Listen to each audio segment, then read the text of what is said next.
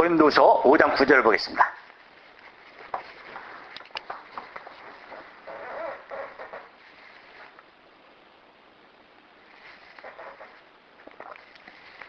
(5장 9절입니다) 그런즉 우리는 거하든지 떠나든지 주를 기쁘시게 하는 자 되기를 힘쓰노라.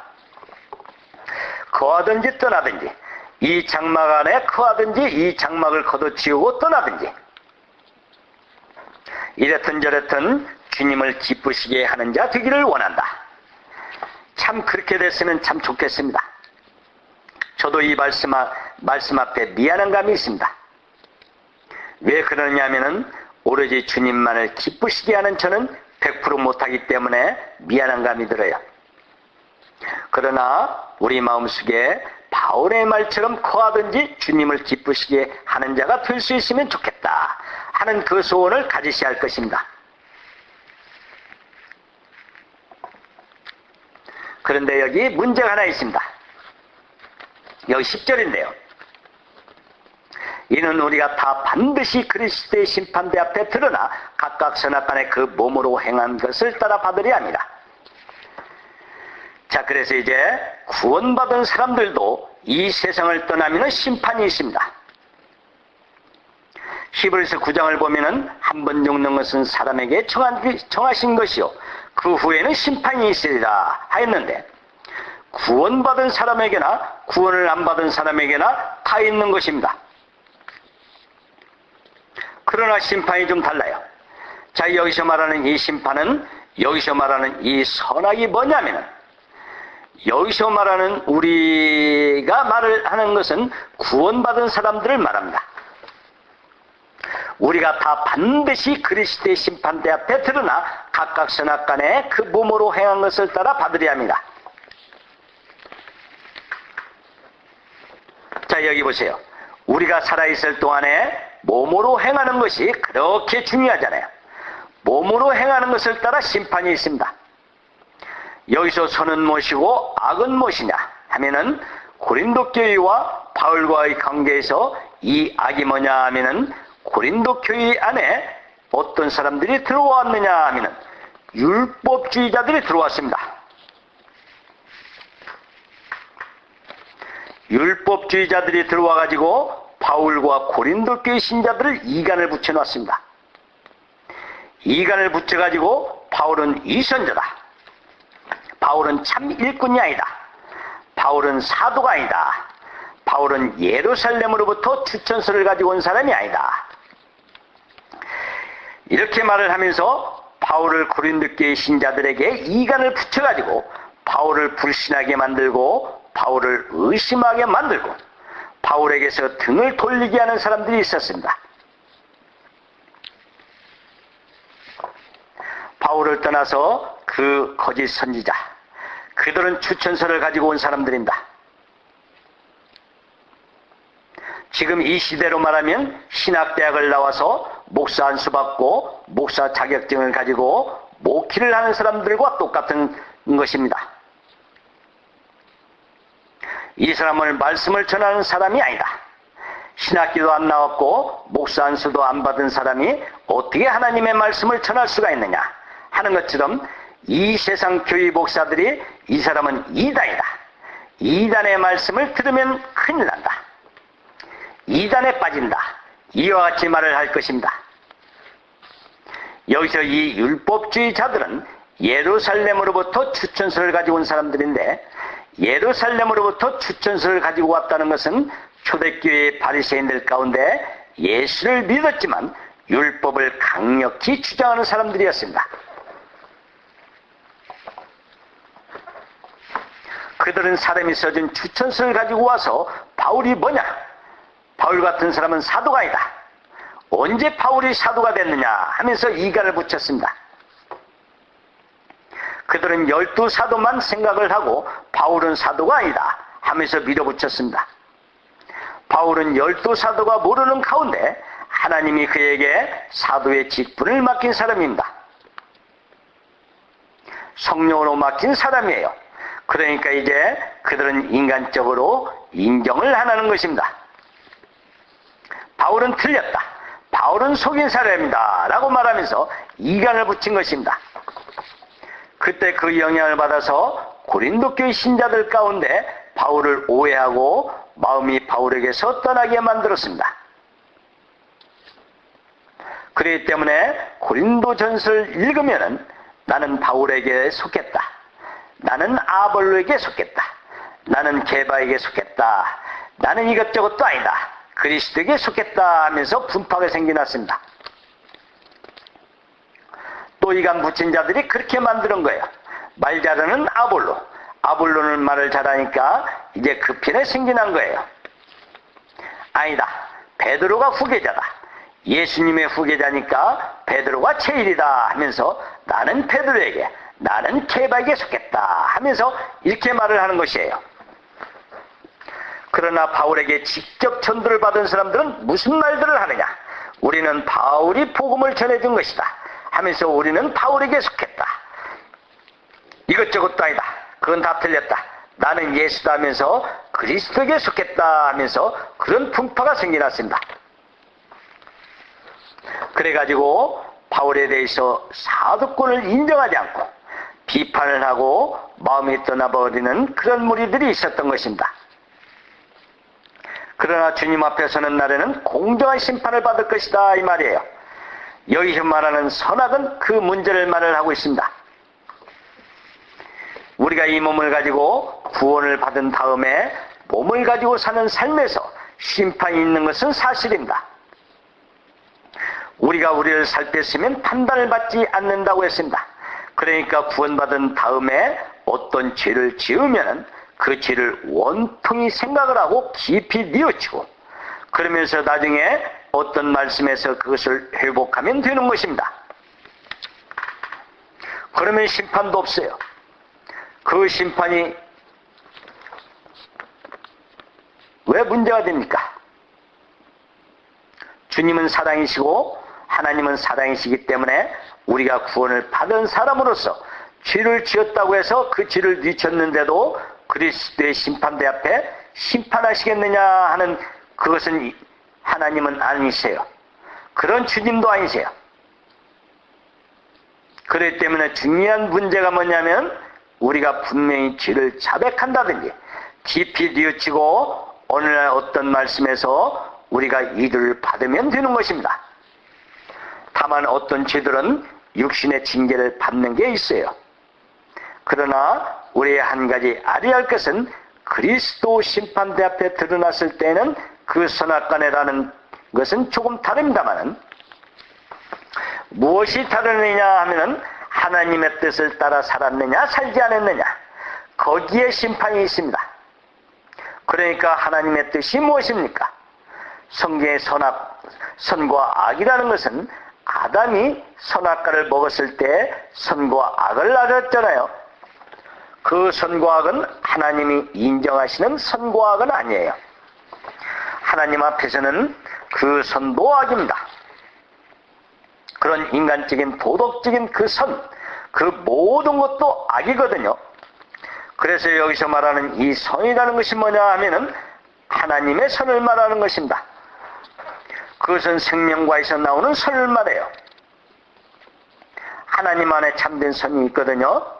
그 하나님 안에서 하나님의 생명으로 말미암아 흘러나오는 그 선이 있습니다.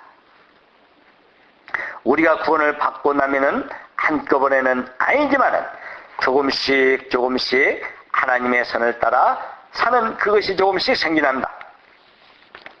그 믿음이 성장하면은 하나님의 선을 조금 더 많이 따르는 그 선이 되잖아요.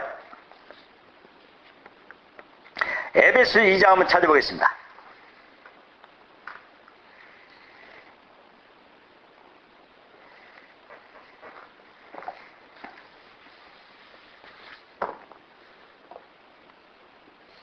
에베소서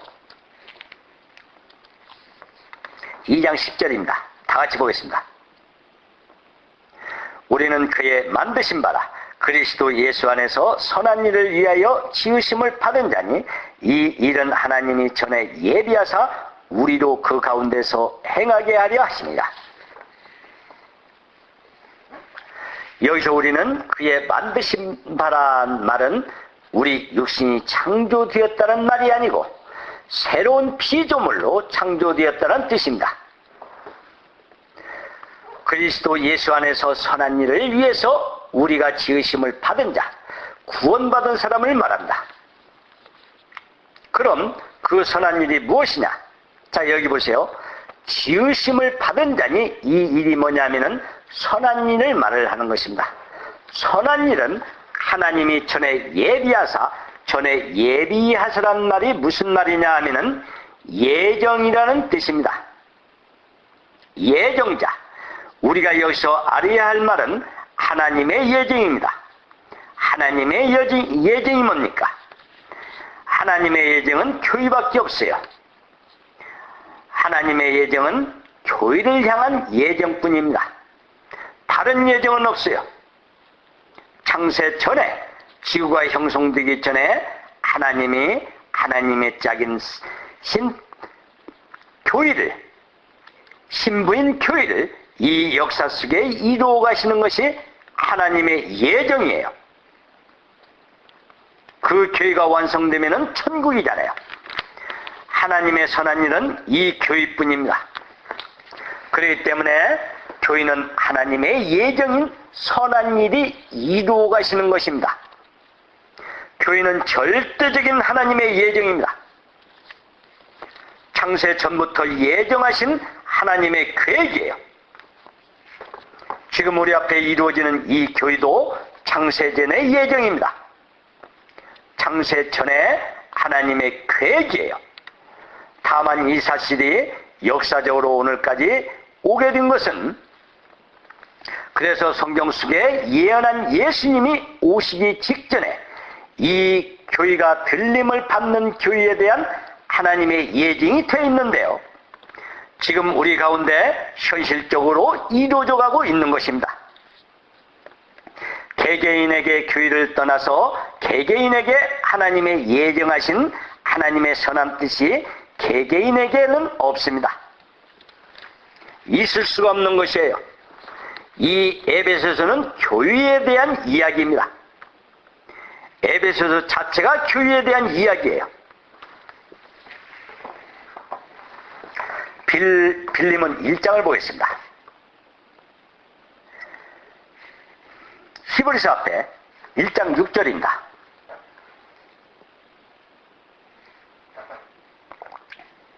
다 같이 보겠습니다. 이로써 내 믿음의 교제가 우리 가운데 있는 선한 일을 알게 하고 그리스도를 미치도록 역사하느니라. 여기서 믿음의 교제를 가질 때 우리 가운데 있는 선이 창세 전부터 하나님의 계획을 말을 하고 있는 것입니다. 우리 가운데 있는 선이 뭐냐 하면 성령의 기름 부음이 있고 성령 안에서 이루어진 이끌려가는 교회라면은 거기에 하나님의 선인 하나님의 계획이, 하나님의 뜻이 계신다 이 말입니다. 그걸 알아간다 이 말이에요. 그래서 이제 문제가 뭐냐면은 구원을 받았지만은 참 답답해요. 왜 답답하느냐 하면은 귀에 딱지가 떨어지게 이야기를 해도 이야기를 듣고는 그냥 흘려버리고 그냥들 지나가 버려요. 알만한 사람인데도 불구하고 몰라요. 뭘 모르느냐 하면은 그냥 덮어놓고 그냥 성경 이야기를 하는 게 아닙니다. 이 성경 말씀 속에 나타난 하나님의 계획이 무엇인지 그 계통을 따라 이야기를 하고 있습니다. 그래도 이것이 알아지지 않기 때문에 나중에 가서 보면은 엉뚱한 소리들을 해요. 상당히 오래된 사람도 역시 그래요. 문제가 뭐냐면은 우리가 개개인적으로 신앙생활을 하다가 안식을 얻었다든지 어떤 것을 깨달았다는 것은 좋지만 그건 아주 좋은 일입니다만 그래도 하나님의 계획이 창세 전에 하나님이 세워놓으신 그 계획을 모르시면은 그 계획에는 맞춰서는 못 사는 것입니다. 그러면은 그 하나님의 선을 따라 살지를 못하는 거예요. 그 뜻을 따라 못 사는 것입니다. 그냥 딴 데로 흘러가 버리는 거예요. 영적인 교만에 빠져버리는 것입니다. 참 이것이 얼마나 답답한지 몰라요. 이로써 마음의 교제하는 중에 차츰차츰 알아가는 게 뭐냐면은 하나님의 계획을 날아간다 이 말입니다. 그것이 선이니까요. 그러면서 그리스도 안에 자라서 그리스도에게 미친다는 말은 예수님 때문에 미친다는 게 아니고 예수님께 도달한다 이 말이에요. 개인이 도달할 수가 없는 것입니다. 교회가 예수님께 도달되도록 그렇게 되어 있는 거예요. 그렇기 때문에 신앙생활을 하는 가운데서 이 선을 딱 한번 알아버리면 요지부동입니다. 여러분, 이 선이 교회를 향한 하나님의 계획과 뜻을 안다면 절대로 움직일 수가 없는 것이에요. 어떤 어려운 일이 있어도 흔들리지가 않습니다. 그걸 모르기 때문에 이러쿵저러쿵 하는 겁니다. 문제는 거기에 있어요. 그렇기 때문에 선악간에 심판받는 문제가 뭔 줄 아십니까? 바로 그 문제입니다. 선은 하나님의 계획을 알고 선을 따라 그 뜻을 따라 자신을 함께 들이면서 살아간 사람은 그가 개인적으로 혹 실수를 하고 어떤 순간적인 죄를 지었다 하더라도 그것이 문제가 아닙니다. 그건 자백하면 되는 문제입니다마는 이 문제에 잘못되면은 그것이 앞으로 주님 앞에 받는 심판을 말한다. 심판의 기준은 바로 그것이에요. 왜 바울이 여기서 이 말을 하느냐 하면은 고린도 교회 신자들 가운데 바울이 하나님의 계획을 따라서 창세 전부터 하나님의 그 예정을 따라서 자기가 이방인의 사도로 부르심을 받아서 살아왔고 아무리 고난을 받고 아무리 어려움을 당해도 담대히 살아가고 있는데 거짓 선지자들이 와서 바울을 이간을 붙여가지고 바울의 말을 듣지 않게 만들고 함으로 말미암아 문제가 생긴 겁니다.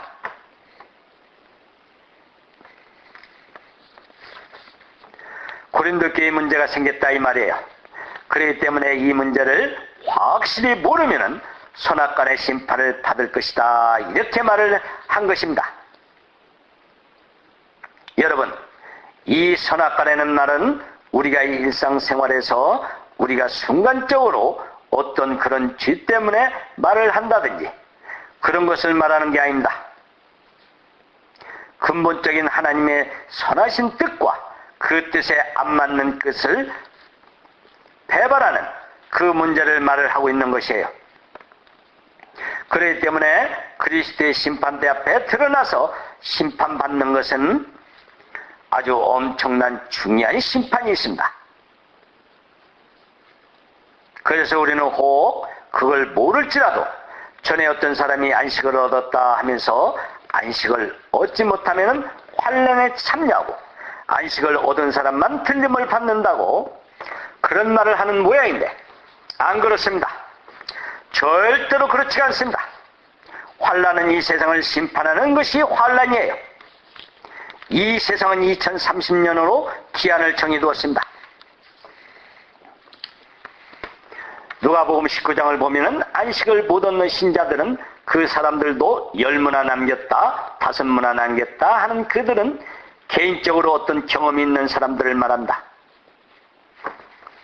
그러나 그 외에 어떤 보통 사람들은 그냥 한 문화를 가지고 있는 사람들이 있었어요. 그것을 은행에 맡겼으면은 그 은행이 뭡니까? 은행이 교회잖아요. 은행에 맡겨져 있는 사람은 그런 경험이 없다고 하더라도 들림받는데 차질이 생긴다든가 그런 문제가 있을 수가 없는 것입니다. 그러한 문제를 가지고 교모하게 꾀를 부려가지고 많은 사람들을 혼돈시켜버리고 어질게 만드는 것입니다. 자, 10절인데요. 10절 다시 한번 보겠습니다.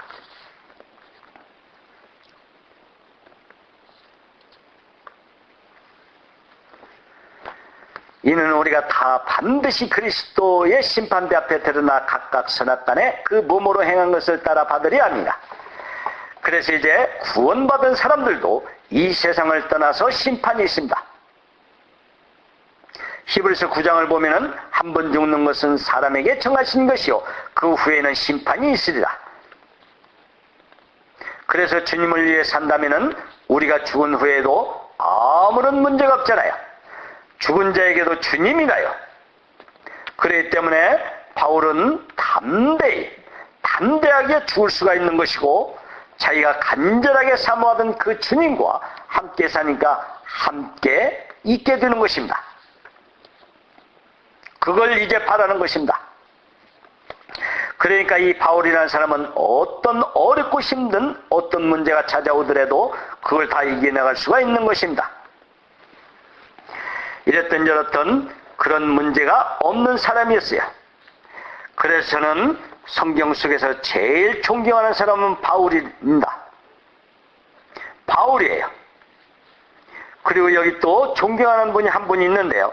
그분은 먼저 가신 저희 목사님 보고 싶습니다. 주님 제일 먼저 보고 싶고, 다음은 바울과 저희 목사님 보고 싶어요. 저희 목사님과 바울은 항상 동경이 돼요. 정말 사도 바울은 성령의 화신 같은 사람입니다. 저희 목사님은 사도 바울의 분신과 같은 분이에요. 저희 목사님 이분이 바로 이 둘째 아들의 길을 다 예비하고 가신 분이 저희 목사님입니다. 앞서 주의 길을 예비하라. 주의 길을 예비하기 위해서 온 사람이 세례 요한이잖아요. 세례 요한은 맏아들로 오신 예수님의 길을 예비한 사람이잖아요. 그리고 여기 둘째 아들의 길을 예비하기 위해서 오신 분이 바로 저희 목사님입니다. 이러한 저희 목사님과 사도 바울을 비난하고 이단의 괴수로서 주목을 받고 살아와야 됐고, 왜 그런 고난과 핍박을 받고 살아와야 했겠습니까? 예수님도 바리새인과 사두개인으로부터 이단의 괴수로서 3년 동안 복음을 전하다가 십자가에 돌아가시게 됐고, 사도 바울도 자기 동족 유대인들로부터 이단의 괴수로 죽는 그날까지 핍박을 받고 살아왔고, 저희 목사님도 30년간 복음을 전하면서 한국 교회 역사에 대해 이단의 괴수로서 이 세상 교회와 목사들로 하여금 엄청난 모욕을 당해왔습니다. 이제는 그 교회가 저희 목사님 떠나고 난 뒤로는 핍박이 사라져버렸습니다. 핍박이 따르지 않는 교회는 하나님께서 역사하지를 않습니다. 이 세상에 수만 개, 수십만 개의 교회들이 있지만 핍박받는 교회는 이 세상에 한 군데도 없습니다. 그래서 여기 이 사람은 이방인의 대표, 죄인의 대표로서 하나님 아버지의 대리자로서 주님의 대변인으로서 창세전에 지구가 형성되기 전에 예정 속에 예정대로 와야만 하는 하나님 아버지의 둘째 아들로서 이 세상에 다시 내보내게 된 것입니다. 2030년이 차면은 은혜의 시대가 끝나고 7년 대환란 기간으로 들어가기 때문에 이 진정한 교회는 이 마지막 세상을 이끌고 나갈 수 있는 교회로서 하나님 아버지의 계획하신 바입니다. 여기 이 사람은 전 세계 교회들을 상대로 진리의 말씀, 진리의 검으로서 싸워나가게 될 것입니다.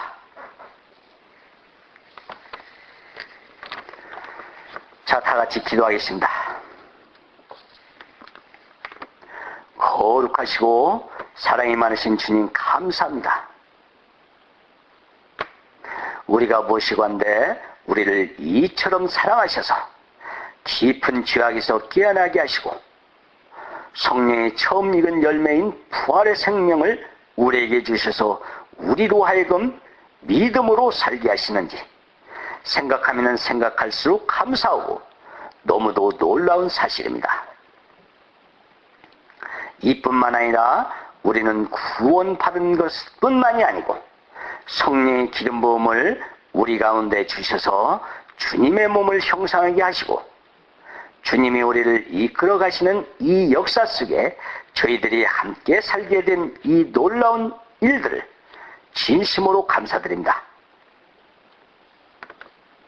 우리로 하여금 노새처가 되지 않게 하기 위해서 밀어붙여서 우리를 끌고 나가시는 현재 과정을 생각할 때 너무도 감사드립니다. 우리가 육신적으로 이해 못할 일이 있지만 주님 오시는 그날에 노새처가 되지 않게 하기 위해서 우리를 이끌고 가시는 이 은혜는 너무도 놀라운 은혜이며 큰 축복인 줄 압니다. 이 사실을 알지 못하고 일행에서 등을 돌려버리는 자가 있는가 하면 세상 일에 모두 몰두해버리는 타락돼버리는 사람들도 너무 많이 있습니다. 주님, 우리에게 베풀어 주신 이 은혜를 감사하면서 우리도 사도 바울처럼 이 장막을 걷어치우는 경점에서 덧입기를 바라며 담대하게 신앙생활을 하고 혹시 세상을 떠나는 일이 있어도 주님과 함께 있을 담력을 가지고 살아갈 수 있는 저희들이 될 수 있는 줄 압니다. 고난이 있든지 고된 생활이 있든지 무엇이 있든지 죽었다는 것을 생각하고 담대하게 믿음으로 살아갈 수 있는 저희들 되게 해주시옵소서. 걱정하고 괴로워하는 사람들이 있습니다. 이미 죽은 사람인 줄 알고 주님 안에서 담대한 삶을 살 수 있도록 인도해 주시옵소서. 거룩하신 주님의 이름으로 기도드리옵나이다. 아멘.